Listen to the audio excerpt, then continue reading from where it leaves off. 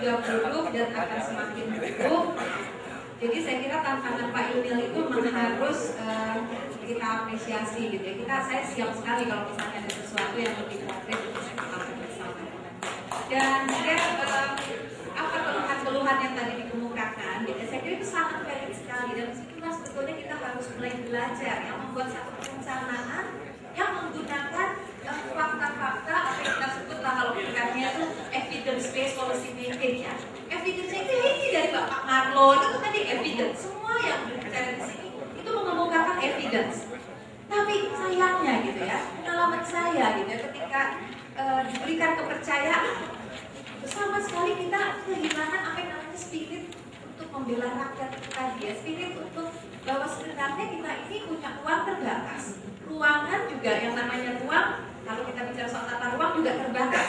Jadi bagaimana kemudian kita mengatur itu, kita distribusikan kemana, kita alokasikan kemana, akan memberikan kebahagiaan kepada siapa uang itu, ruang itu kan sebetulnya sangat penting sekali. Dan seharusnya setiap kali kita membicarakan anggaran, kita harus mulai dari situ dulu. Uang kita terbatas, kalau perlu kita nggak usah utang. Sebenarnya juga lumayan, cukup besar juga, 1.200 triliun kan tidak kecil juga. Gitu, seperti tadi di Kutai Kartanegara ya Pak, kebetulan saya juga dapat dengan Kalimantan Timur, jadi saya tahu betul gitu ya, bagaimana sekarang penghasil gas, tapi dia dapat terus gitu ya, dan juga katanya provinsi paling kaya, tetapi orang-orang yang paling miskin dan 60.000 anak kan, perbatasan anak-anak TKW itu, anak-anak TKI itu tidak bisa sekolah. Itu realitas-realitas seperti itu saya kira terlalu banyak ya, jadi evidence itu dipakai apa gitu. Jadi waktu kita buat satu perencanaan, kemudian buat yang namanya musrembang tadi Ana ya, itu bohong-bohongan aja kalau misalnya kita sekarang menanyakan kepada semua masyarakat dia mau apa, at the end, sebetulnya keputusan uang itu untuk apa, akhirnya diputuskan oleh elit. Dan jangan salah, di DPR itu, kalau saya sekarang anggota di DPR juga ada kasta-kastanya gitu ya, ada yang elitnya, ada juga kasta sudranya gitu. Ada orang-orang yang punya power, punya pengaruh lebih besar untuk bisa mengarahkan. Ada juga yang dia mungkin sekedar ribut, marah-marah dan meningkatkan posisi tawar dengan marah-marah itu gitu. Tapi yang kita inginkan sekarang itu kan adalah satu upaya kolektif.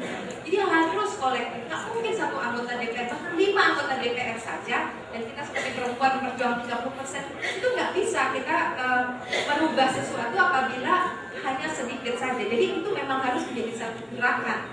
Dan saya kira kalau memang tadi ya, tadi tantangan tadi itu kan, kalau misalnya kita ingin mengubah itu menjadi satu gerakan kolektif lagi, maka harus ada satu kolektif power di antara berbagai elemen stakeholders ini, bukan hanya legislatif, bukan hanya civil society. Tadi saya juga nggak setuju karena saya 20 tahun di civil society, saya juga merasakan gitu ya, bagaimana kesulitan kita untuk memberikan usulan-usulan yang cerdas, tapi kok pada akhirnya itu tidak digunakan sama sekali.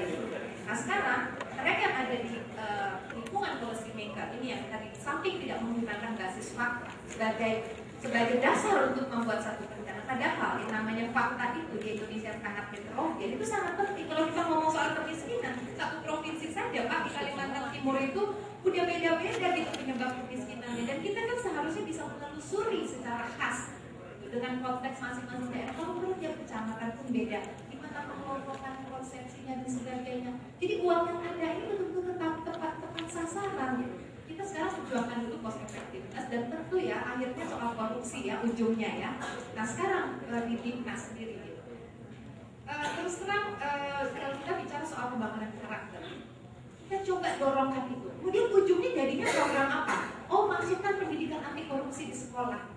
Saya pikir nggak akan efektif juga selama setiap anak di sekolah selalu diekspos kepada peristiwa dan praktek-praktek korupsi dalam kehidupan sehari-harinya. Dari mulai sekolah untuk kerumunan yang seharusnya nggak boleh, guru-guru sekarang udah pintar memanfaat untuk dana bos, komputer itu, dan kemudian juga segala hal gitu ya, bahkan menyontek waktu mau UN diajarkan bagaimana caranya. Nah kalau misalnya sehari-hari praktek korupsi diajarkan, tetapi kemudian anak-anak dibiarkan jadi hipokrit, bukan dia dibikin jadi anti korupsi, bukan gitu. Dan saya karena kebetulan saya juga ketua alumni planologi ITB ya, saya tahun semester kemarin itu waktu wisuda ada 40 anak sekian kan, dan sekarang sebagian besar hanya beberapa orang saja yang tidak bekerja. Jadi dari berapa 7,9 juta pengangguran itu 1,1 juta itu sarjana. Jadi untuk apa sekarang 51% dari anggaran APBN yang dikelola Kementerian Dinas Dirjen Pendidikan Tinggi. Tapi untuk apa kalau kita juga menghasilkan sarjana-sarjana yang pada ujungnya mereka mencari kerja di multinasional. Kemudian mereka ingin segera mendapatkan gaji yang tinggi. Mereka tidak mau down to earth, ya, tidak mau kemudian memahami apa yang dikemukakan oleh Margo itu.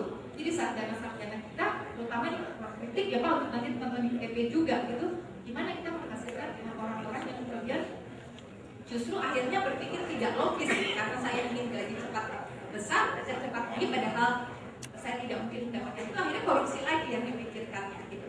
Nah ini semuanya memang menjadi menurut saya memang pendidikan bisa menjadi salah satu media untuk memutuskan rantai itu gitu ya. Tapi sekarang dalam kondisi yang jangka pendek ya, polisi yang ada sekarang jelas tidak propos. Kita bisa nanti tanyakan masuk ke DPR Komisi 11 bagaimana subsidi dicabut dan sebagainya. Semua polisi-polisi itu sangat tidak friendly terhadap orang miskin. Nah ini yang barangkali harus kita kritisi terus dan harus sebagai anggota DPR tentunya saya memaklumi kita sudah kehilangan rasa saling percaya ya. Memang kepercayaan kepada pemerintah merosot, tetapi juga DPR pun tidak dipercaya. Padahal salah satu lembaga yang barangkali masih penting dan masih bisa diperbaiki DPR bisa nanti membantu tadi Pak ya, memperbaiki salah dan ini. Sekarang kalau misalnya kita terus-menerus tidak dihadapkan pada situasi ya, ketua DPR juga sibuk membela diri dan sebagainya, akhirnya kita siap menjalankan fungsi kita. Dan banyak dari DPR yang sekarang menjadi pekerja DPR gitu, datang kemudian kita bekerja memang sibuk, kemudian membahas ini, bicara ini, mendengarkan 50 orang bicara ya masih 15 menit, udah sampai di situ gitu ya. Jadi itu tidak menyelesaikan masalah sama sekali. Nah, sekali lagi saya sih mengucapkan terima kasih bukan atas apa-apa tapi atas infonya yang tadi sangat valid, kemudian jadi bahan amunisi saya. Kemudian yang kedua atas spirit yang diberikan gitu ya, bahwa sebetulnya masih mungkin kita melakukan sesuatu ya selama terlambat, karena selama setahun sebetulnya saya hampir pesimis gitu ya, bahwa ada sesuatu yang bisa kita lakukan.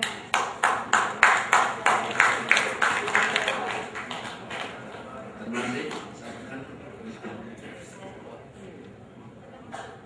kasih. Tadi tentang RRC, maju karena investor gampang masuk. Kalau Cina itu strateginya jelas kan. Jadi kayak waktu saya di Longkang untuk masuk ke Cina, perusahaan telekomunikasi itu import harus masuk. Karena kalau enggak dia dalam waktu 5 tahun sudah diprediksi akan out of business. Jadi memang daya tarik Cina ini luar biasa. Jadi perusahaan-perusahaan besar seluruh dunia itu wajib masuk ke Cina. Apapun hambatannya, mereka karena sudah memiliki satu sistem yang mau nggak mau menarik orang untuk bekerja sama dengan Cina. Padahal kita semua tahu itu sistemnya komunis dan sebagainya. Tetapi dia punya daya tarik sendiri. Gitu. Jadi perusahaan-perusahaan multinasional itu masuk ke Cina itu bahkan rugi.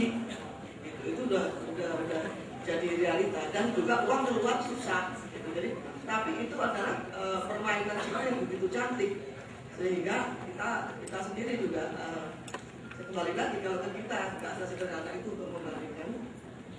Kayak misalnya Otok juga Pak. Jadi Otok obat tabung dan produk di sini dijadikan satu desa satu produk juga nggak akan jalan. Karena kita lawan ini adalah ekonomi mafia Pak. Jadi orang bebas itu nggak usah diajari cara nanam bawang merah, cara rendok bebek itu telur asin, itu nggak usah diajarin. Nggak ada pemerintah juga mereka tuh memproduksi itu dengan baik. Ya tetapi yang jadi soal adalah ketika Maripanges itu teken misalnya, ya bahwa gula rafinasi impor oleh Tomiwinata gitu, itu kemudian masalah gula di Indonesia ini ya kacau gitu loh. Karena nggak bisa, yang namanya UKM harus bersaing dengan mafia besar, ini kan nggak pernah ada sikap.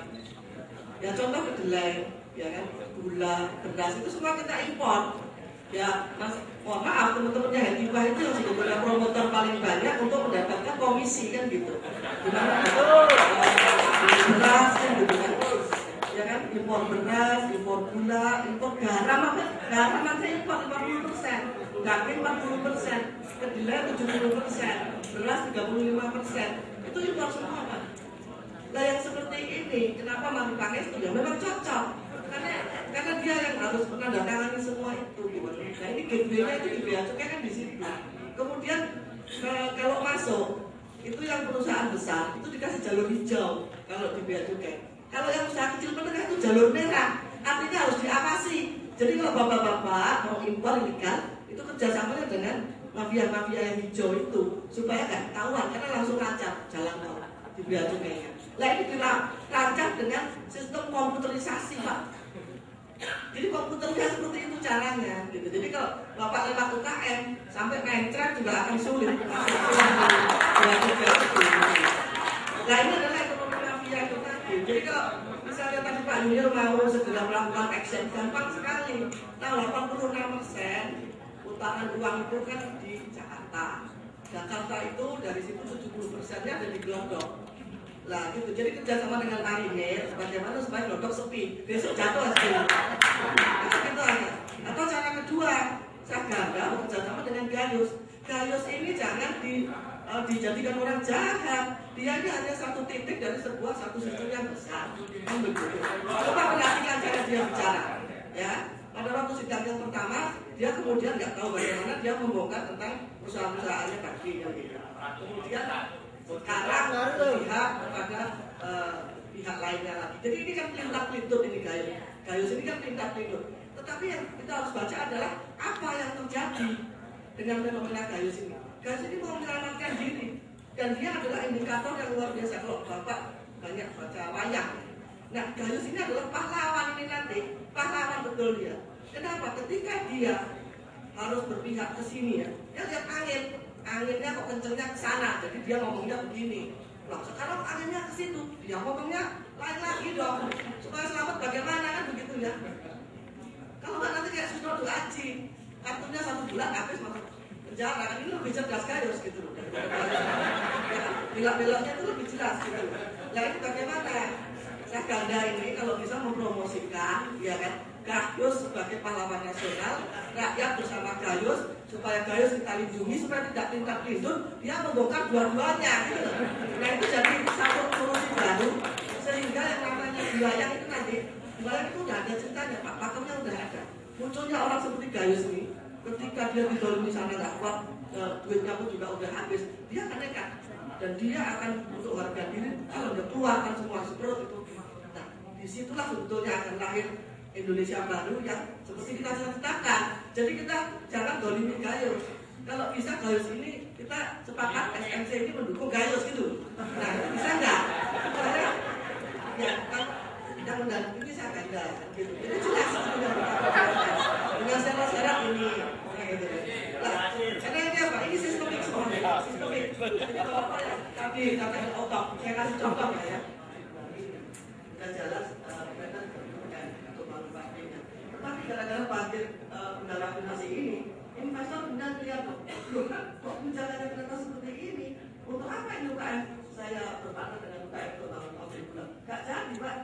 Akhirnya sekarang bupatinya masuk KPK, penjara lah. Jadi mau berbuat baik seperti ini itu, masuk KPK, Pak. Loh ini yang real, gitu. Jadi otonomi kemarin itu, ya. Ini otonomi angkat begitu ini aturan main dalam mafia Indonesia. Jadi kita harus lihatnya itu jangan hitam putih yang ada di dalam tertulis itu omong kosong semua. Itu hanya logrokan itu sinetron. Bukan kita nonton simulasi. Kalau kita mau terjun ke dalam itu yang terjadi sekarang. Jadi Bapak lihat.